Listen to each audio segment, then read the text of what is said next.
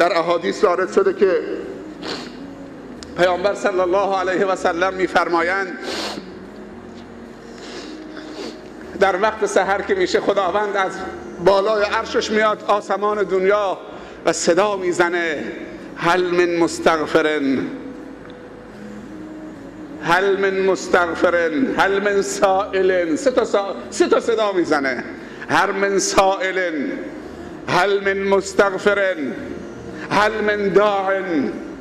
آیا سوال کننده‌ای هست که این نصف شب من حاجتشو برآورده بکنم، خواستش رو اجابت بکنم؟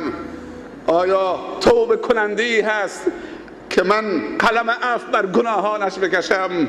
آیا استغفار کننده‌ای هست که پی برده به اشتباهش من اشتباهاشو نادیده بگیرم و مغفرتم شامل حالش کنم؟ صدا میزنه. در روایات دیگر وارد شده که خداوند اول هر روز آغوششو باز میکنه تا اینکه گناهکار شب در اول روز جدید توبه بکنه و اون روز را با توبه استقبال بکنه و اول شب که میشه دوباره آغوشش باز میکنه، التماس بندگانش میکنه که آیا گناهکار روز هست که امشب شب جدیدیه، حداقل شبشو با توبه صبری کنه و شبشو چه به دست بیاره، شبشو مثل روزش از دست نده. و پیامبر صلی الله علیه و سلم میفرمایند اگر کسی اول هر روز و اول هر شب سید الاستغفار بخواند، اعتقاد داشته باشد، به محتواش عمل بکند، اون روز یا اون شب بمیرد مستقیم بهشتیه. اللهم انت ربی خلقتنی و انا عبدک و انا علی عهدک و وعدک ما استطعت اعوذ بک من شر ما صنعت ابوء لك بنعمتك علی و ابوء بذنبی فاغفر لی فانه لا یغفر الذنوب الا انت.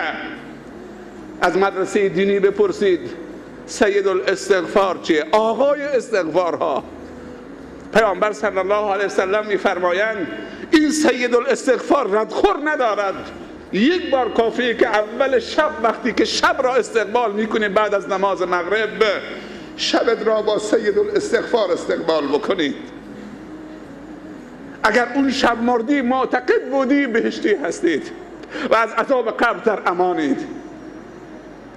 و اول هر روزت را دوباره با سید الاستغفار. من خواهش میکنم که انشالله هفته دیگه انشالله در نماز جمعه مدرسه زحمت اینو بکشه سید الاستغفار با ترجمهش بنویسه و در نماز توضیح بکنه. من میدونم که همه میخونن، نیاز ماست.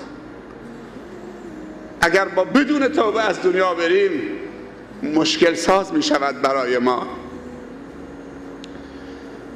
این جایگاه انسان است، جانشین خداوند.